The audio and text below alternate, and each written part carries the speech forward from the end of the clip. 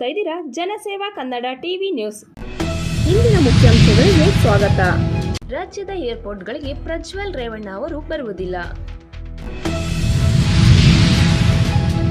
KPCC ಅಧ್ಯಕ್ಷ ಹುದ್ದೆಗೆ ಸುರೇಶ್ ಅವರ ಹೆಸರು ಮುನ್ನೆಲೆಗೆ. ಲೋಕಸಭಾ ಚುನಾವಣೆ ನಾಳೆ ಹಣ ಬಿಡುಗಡೆ ಸಮಿತಿ ಸಭೆ.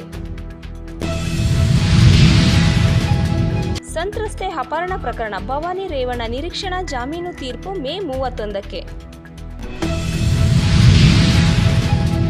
ಮಂಡ್ಯ ವಿದ್ಯಾರ್ಥಿ ನಿಲಯಗಳ ಪುನರಾರಂಭಕ್ಕೆ ಸಕಲ ಸಿದ್ಧತೆ ಶೇಖ್ ತನ್ವೀರ್ ಆಸಿಫ್ ರವರ ಹೇಳಿಕೆ. ಕರ್ನಾಟಕ ಬಾರ್ ಕೌನ್ಸಿಲಿಂಗಿಗೆ ಅಧ್ಯಕ್ಷ ಉಪಾಧ್ಯಕ್ಷರ ರಾಜೀನಾಮೆ. ಮಂಡ್ಯ ಲೋಕಸಭೆ ಮತ ಎಣಿಕೆಯಲ್ಲಿ ಲೋಪ ಮೋಸ ನಡೆಯದಂತೆ ಎಚ್ಚರ ವಹಿಸಲು ಮನವಿ. ರಾಜಕಾರಣದಲ್ಲಿ ಇಲ್ಲದಿದ್ದರೂ ಮಂಡ್ಯ ಜನರ ಸಂಬಂಧ ನಿರಂತರ ಸುಮಲತಾ ಅವರ ಹೇಳಿಕೆ.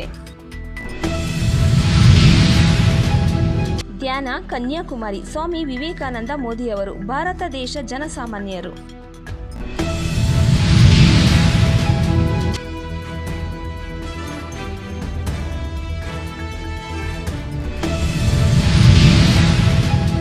ಈರುಳ್ಳಿ, ಆಲೂಗೆಡ್ಡೆ, ಟೊಮೆಟೊಗಳು ಬಿಜೆಪಿ ಅಧಿಕಾರಕ್ಕೆ ಬರದಂತೆ ತಡೆಯುತ್ತವೆಯೇ?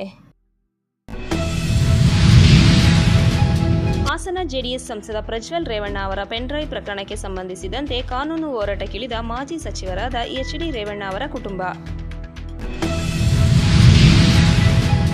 ರಾಜ್ಯ ಸರ್ಕಾರವು ಬಿಬಿಎಂಪಿ ಶಾಲಾ ಕಾಲೇಜು ಶಿಕ್ಷಕರ ನೇಮಕಾತಿ ಗುತ್ತಿಗೆಯನ್ನು ರದ್ದುಗೊಳಿಸಿ ಆದೇಶಿಸಿದೆ.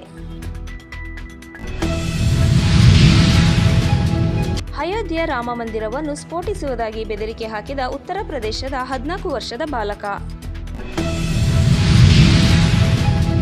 ಕುಶಾಲನಗರ ತಾಲೂಕಿನ ಗ್ರಾಮಾಂತರ ಪೊಲೀಸ್ ಠಾಣಾ ವ್ಯಾಪ್ತಿಯ ಮದಪಟ್ಟಣ ಗ್ರಾಮದಲ್ಲಿ ಪೊಲೀಸ್ ಅಪ್ಪನ ಮನೆಗೆ ಕನ್ನ ಹಾಕಿದ ಕಳ್ಳರು.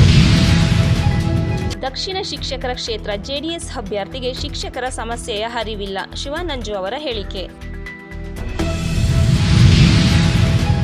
ದಕ್ಷಿಣ ಶಿಕ್ಷಕರ ಕ್ಷೇತ್ರ ಮರಿತಿಬ್ಬೇಗೌಡರ ಪರ ಎಂ ಶ್ರೀನಿವಾಸ್ ಅವರ ಪ್ರಚಾರ.